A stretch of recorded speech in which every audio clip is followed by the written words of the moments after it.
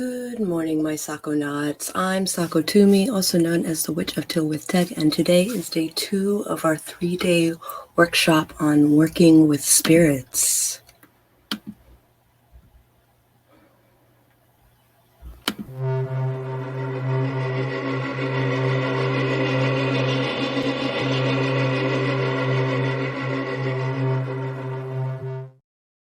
All right. Next up, Pacha. Maybe Pacha? No, let's do Pacha. It's fine. Everything's fine. All right.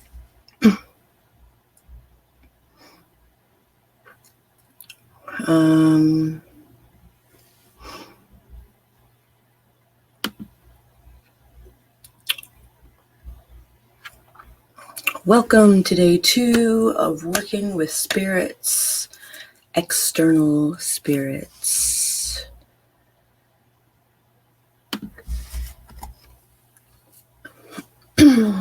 I am Sako Tumi. I was Wiccan for a decade. I have since, I want to say recovered, but we'll say converted, and have been a chaos witch for the past 6 years. I am 3rd generation Buddhist, and much of that practice is woven into my witchcraft. This is day 2 of a 3-day workshop. Yesterday we worked on working with local spirits, i.e. Thoughtforms. Today we're working with external spirits, i.e. non-local spirits. And then tomorrow we will be working with deities. Today we will be talking about the dead, ancestors, and spirit guides.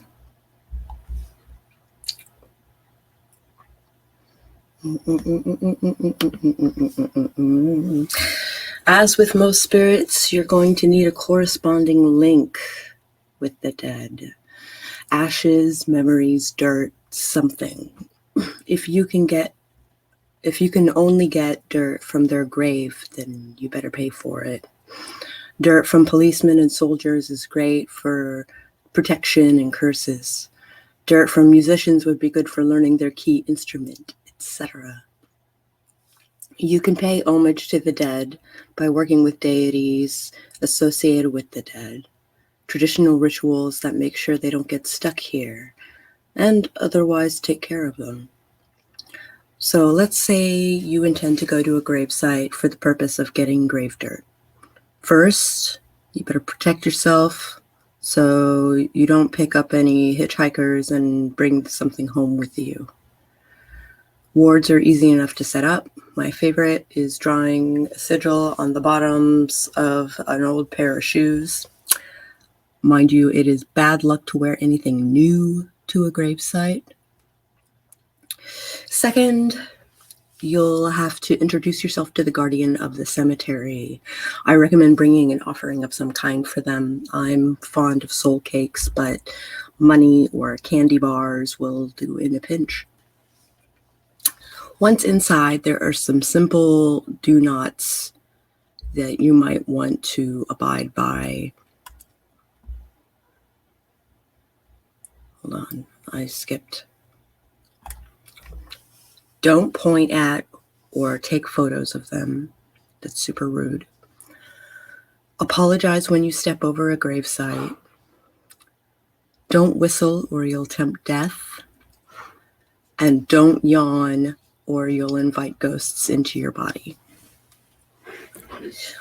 Find the grave that you wish to buy from. Ask the denizen if you can buy from them in the first place. If they say no, leave some coins and move along. If they say yes, then take some of the dirt in a container. Leave some coins as homage. Leave more than you took.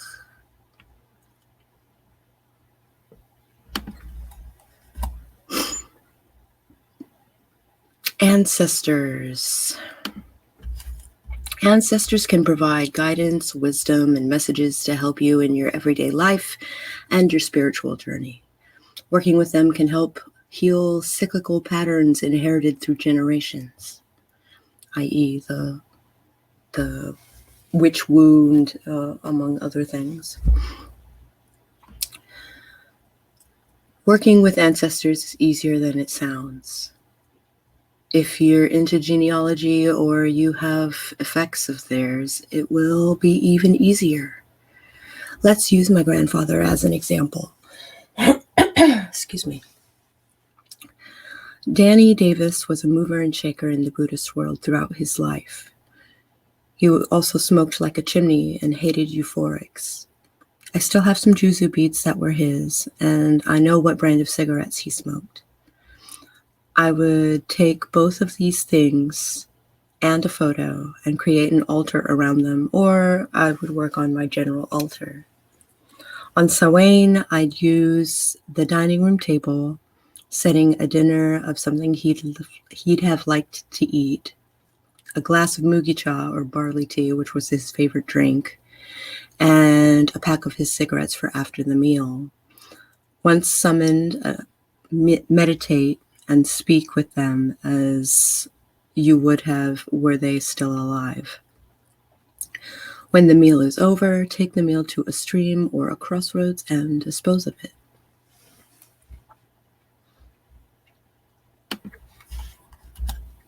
Spirit guides. When I say spirit animals, I don't mean animals that you have an affinity for or totems.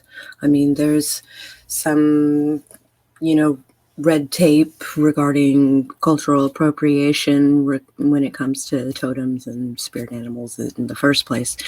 I mean animals who are spirits that guide you through treacherous parts of the outer planes.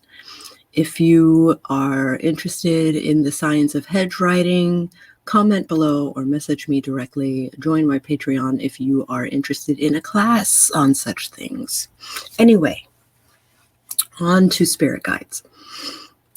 You do not pick your spirit guide. They pick you. There are several meditation videos on YouTube that help you meet your spirit guides, but I did not force my meeting mine. It was sort of by accident. He just stuck around to help me.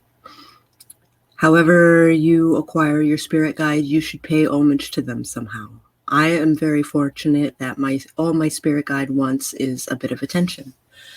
Ask your guides things like, what's their name, what do they want in payment, and where they are willing to guide you. Have a vessel for them to sleep in, either in your domain or here on this plane. A figure or talisman will work nicely. Try to treat them at least once a week.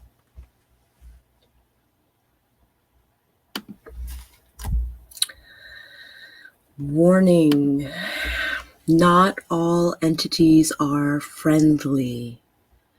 You may think you are being visited by Grandma's ghost, when in fact it is a big baddie in Grandma's clothes.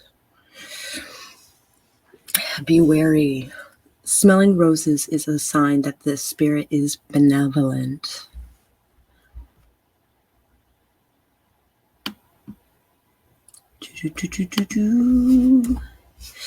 If you are interested in learning more outside of class with videos that you can access at any time, I recommend subscribing to my Patreon,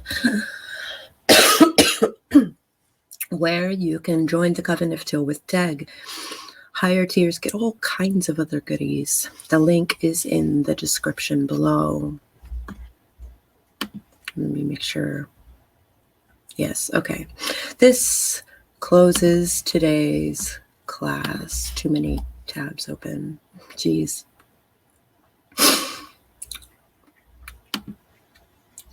If you have questions, I'd like you to comment on this video or message me directly, and we can discuss any of these concepts further. If you liked this video at any point, please hit the like button, and if you'd like to attend free coffee hours or see future classes like this, please subscribe.